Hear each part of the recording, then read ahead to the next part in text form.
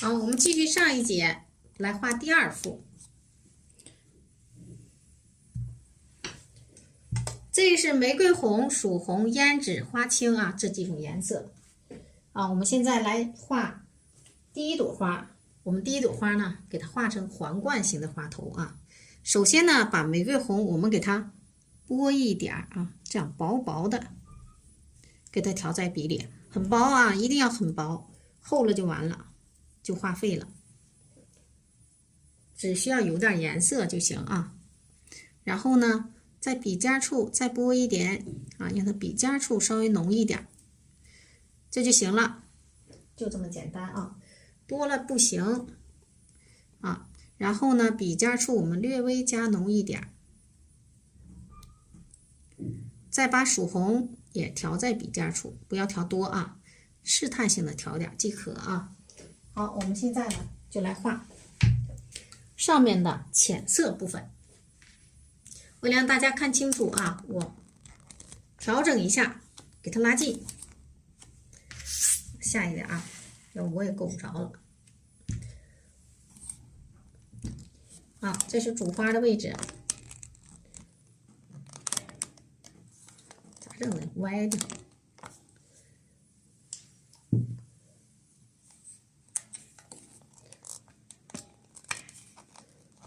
就这个调这个啊，不太好调。我挪动一下纸吧，费劲，太费劲了。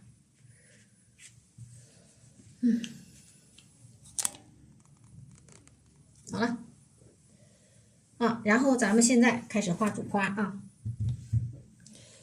主花的位置在什么位置呢？在它的1/3处啊。我们开始起笔，先画它上面部分啊，一定要把这个位置呢给它让出来，这上面留点空白，要不然不能顶头画啊，顶头画是不好的。好，然后我们现在画乱瓣的感觉啊，也就是这个方向呢，也不要都是粒子向上的啊，不要太一致了。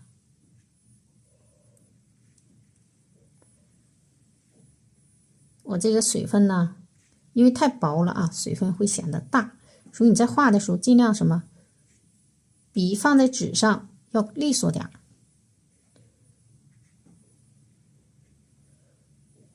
即使有的地方没出来层次也没有关系，但是不能让它阴。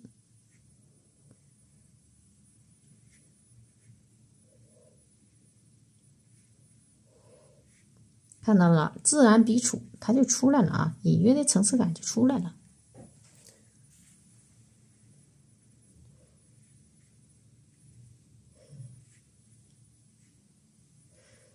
好了，那这就可以了，上面部分就差不多了。然后我们现在开始逐渐要加浓了啊。上面部分不能画太大，因为我们这个是个小品啊。你要画太大了，那整个花头就变得太大了啊。所以呢，我们要控制大小啊，底下要逐渐加浓了。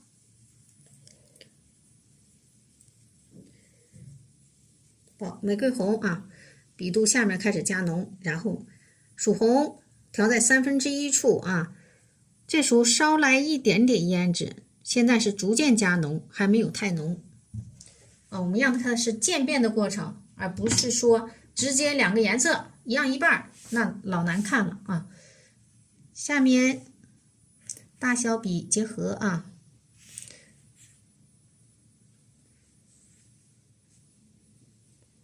好，在它过渡的地方，我们开始呢往里镶嵌。这个镶嵌过程当中，等于第二次修复啊，把这个没有层次的地方，自然而然它就出来了，是不是这个层次就出来了啊？好，这也是，你看这种镶嵌啊，你看我运笔的时候，我是不是一直在运了之后赶紧抬啊，生怕它阴，这很正常啊。如果我们这个运笔的时候太慢了，这就容易阴了。好了啊，这回这个层次就出来了，是吧？啊，然后下方继续，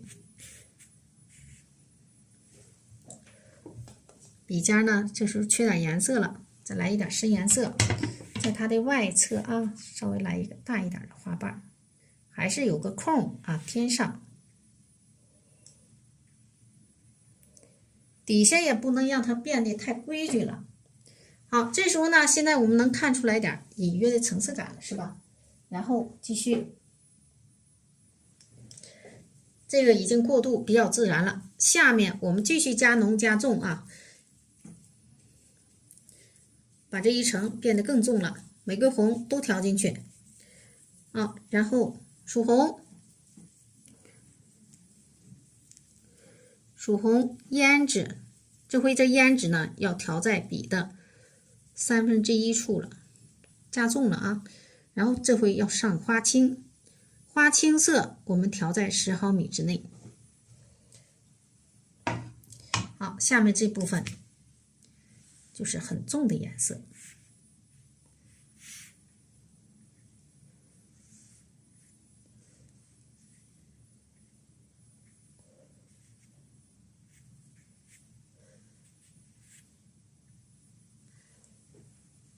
然后中间部分也让它有个什么过渡，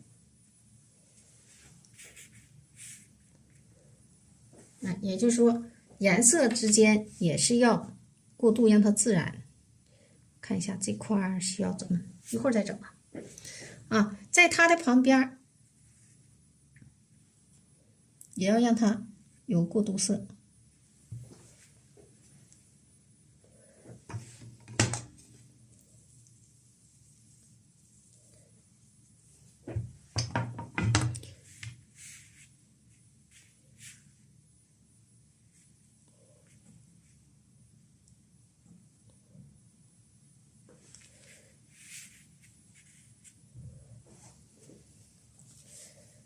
然后现在看样子是两边是齐的，是吧？不让它齐啊，挑一下的。那这也是挑一下的。然后这面下拉过来，找一下下方的参差错落啊。然后上方也是，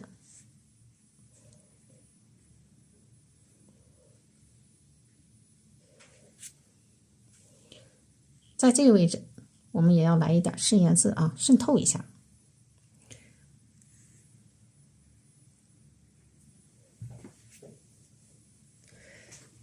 是不是基本上这个花头就差不多了？好，基本上可以了啊。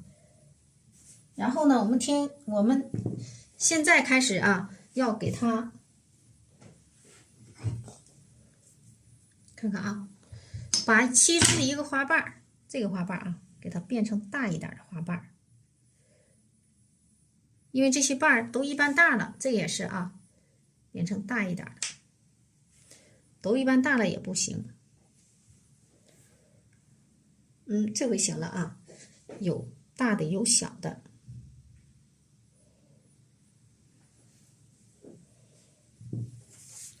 好，然后下方向来一个花苞，这个花苞呢，我先给它吸点水变淡，然后笔尖再来深颜色。忘了把镜头抬上去啊。花头这个主花头不要画太大了，因为咱们这个是个小品，你再画大了，没其他结构，光看一个花头了，对不对？得让大家看到我调色啊。好，笔尖呢调一点胭脂、花青，只需要笔尖加深啊。然后在这个位置，我们画一个花头。这个花头呢，我们要画一个冲这个方向的吧啊。在哪个位置？1/3处啊，笔尖冲上啊。这个花头咱们学过，就这样啊，笔尖冲上，看几笔，这个花头就出来了，是不是？是不是很简单呢？啊，就行了。一共2个花头，不能有太多的东西了啊，因为呢，这幅画里边本来它这个距离啊就不大，如果你把这个内容太多了，画面就显得太满了啊。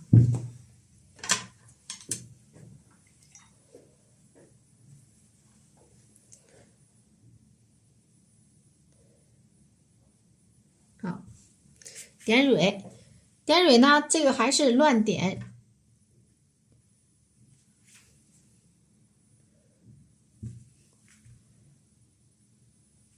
点蕊我把拉下来啊。咱们很多家人啊不是很会点蕊，是因为呢，我们这种点蕊方式跟其他点蕊还是有点不一样。我们点蕊呢要求是不能点的那么齐，很多人点的蕊呢都是很齐的啊。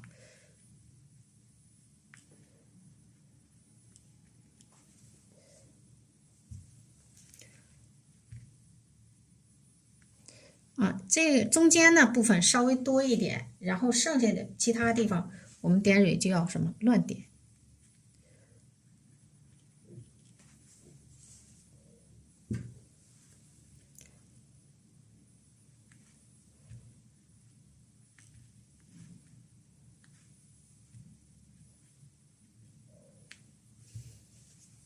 也注意两边别对称。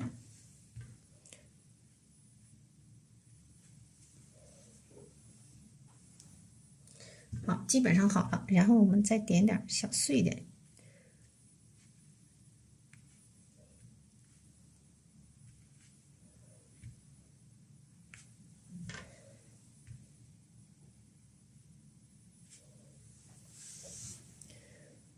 这个就行了。然后这个呢，用不用点蕊？这个可以不点。可以认定呢，这个花没有开呢，是个死葫芦。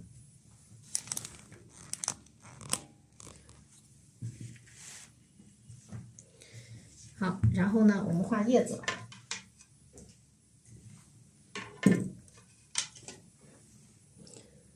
这回呢，我们要用点藤黄。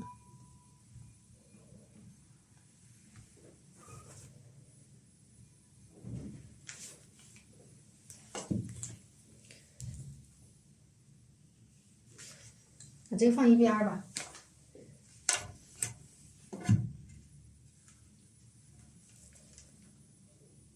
得了，还用它吧？不太舍得给它整掉啊。把这个红的擦掉。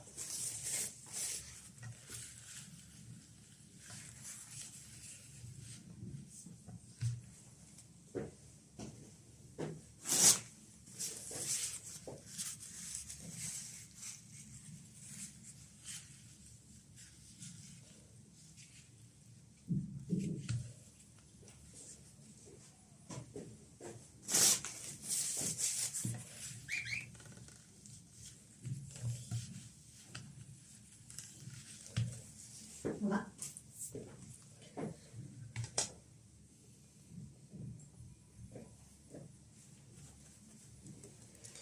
把笔根处我们调点藤黄。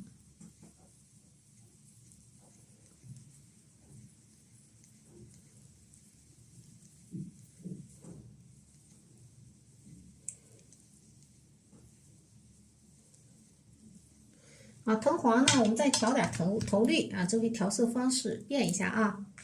藤黄和头绿给它调在一起，都调在笔根处。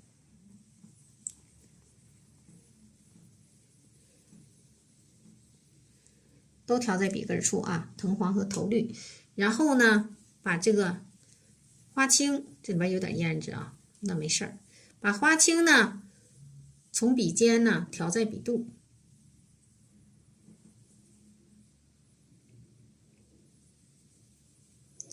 笔尖处来一点墨，要不干了之后它容易发灰有头绿，有头绿的时候笔尖一定要蘸点墨。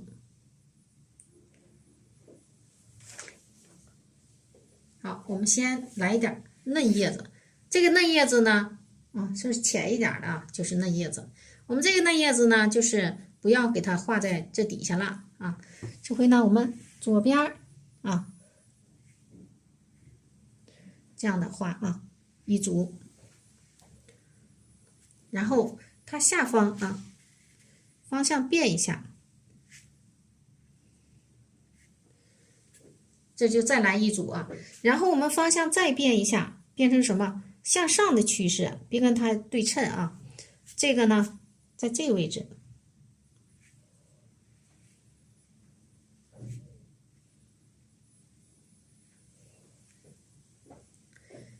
然后它俩呢是连起来的啊，也就是说这块有一组啊，这一组呢在它旁边镶嵌进去的。好，这个是嫩叶子，底下呢我们再来一组老叶子，一共就这么2大组叶子啊就行了。底下的老叶子我们多调一点墨跟花青融合在一起，然后从笔根处啊也要有把墨给它蘸进去，自然而然它笔根处啊就变深了。这样蘸啊，不是调，别调啊，一调混沌了。不该调就不要乱调。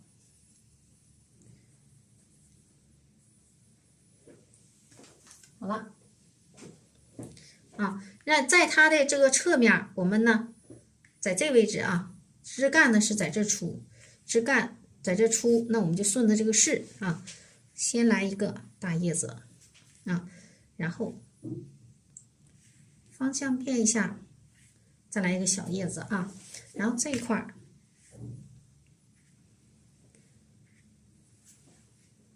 好点儿，行了。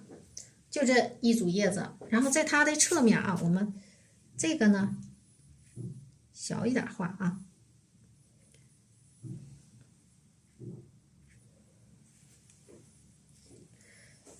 然后它的下方处啊再来一组叶子，这组叶子更少，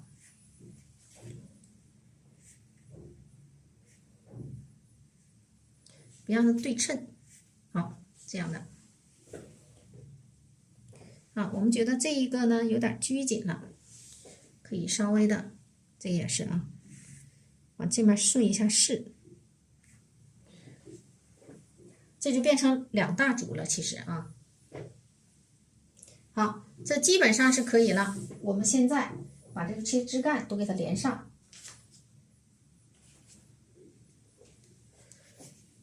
这个枝干呢是找这个小花头啊。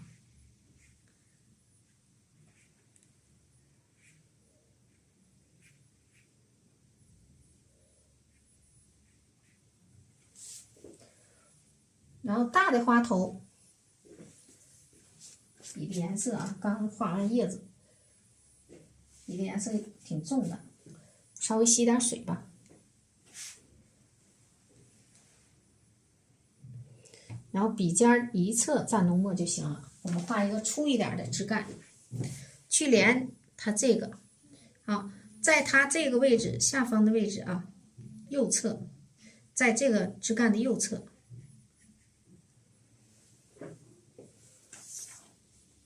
这么控制水分，水分还是大啊，这就是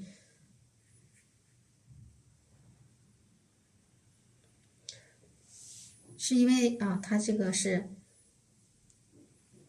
卡纸的缘故啊，不爱吸水。好，顺着这个势啊，往上再走，走到这儿啊，然后直接找这个主枝干。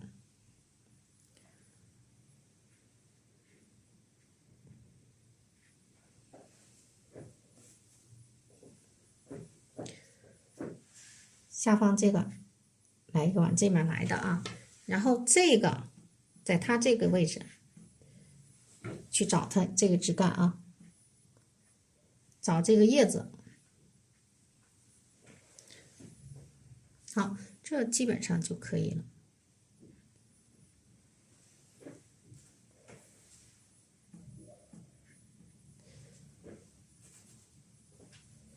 然后这一块我们也要给它来辅枝干，在它后边过去，就不用管了。好，它的旁边呢，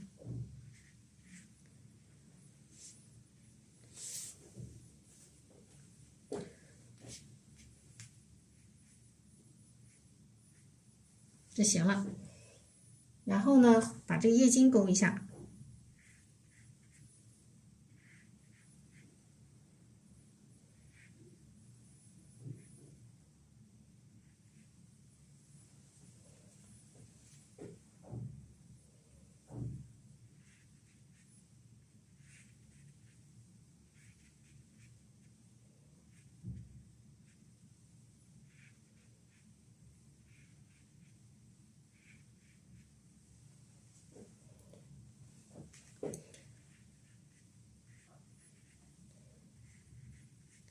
钩叶筋啊，就是不要太拘谨了。这底下我们要把它枝干啊连上。如果这枝干太少了，肯定显得这个画面有点单。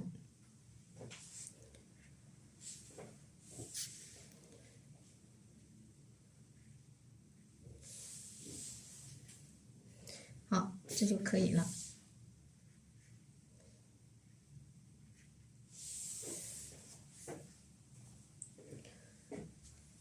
好，剩下的我们就是把这个嫩叶子啊，不是，就是淡叶子填一下。啊，这个颜色呢，看上去就比较耐看一些。好，淡叶子在这个位置，适当的填就行啊，不要填的太满太多。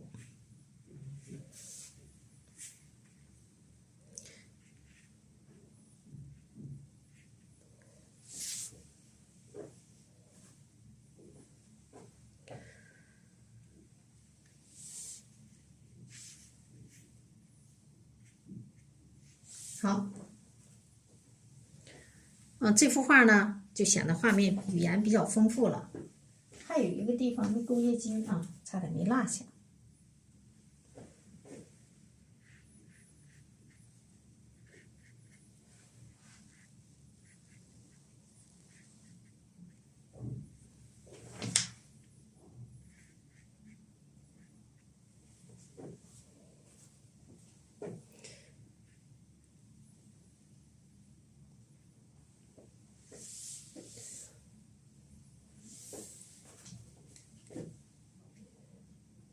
可以来个点缀，然后上方向啊，不加任何内容也可以，我觉得是可以的啊，好像是基本上不用太加了。那么我们可以呢，在它的这个侧面啊，稍微加一点儿，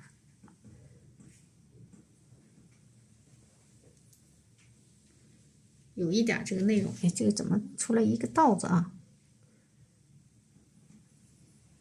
行，那么地儿吧。你看有的时候哈，加之后未必好看啊。这个浅色不一定非得用重色去涂啊。你看这样的也挺好看的，它这是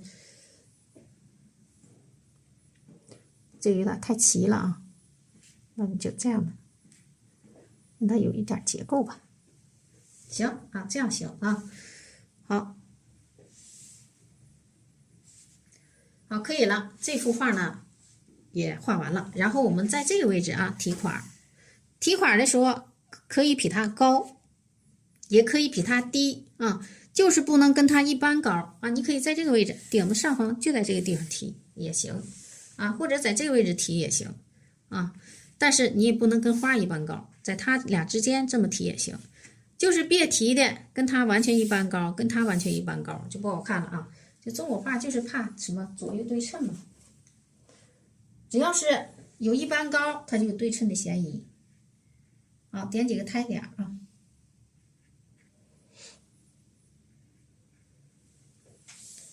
好，然后把芽包点一下就行了。换支笔，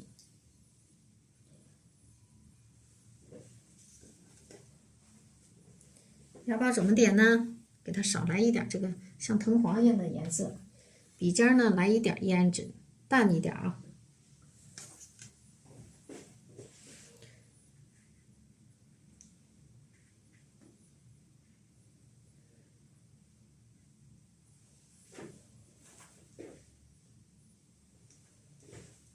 我这笔里颜色，笔里这个水分太大了，到时候就有点阴。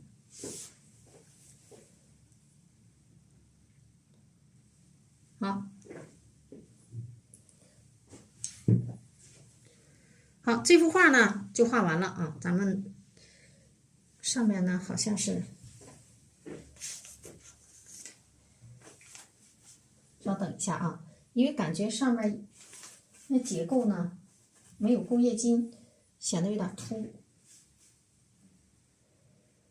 但我这个笔呢，就是因为比较湿嘛，这个地方我们要把叶筋也得给它勾一下。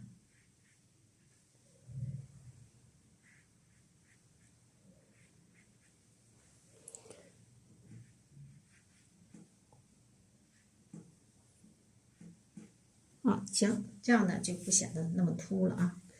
这也是。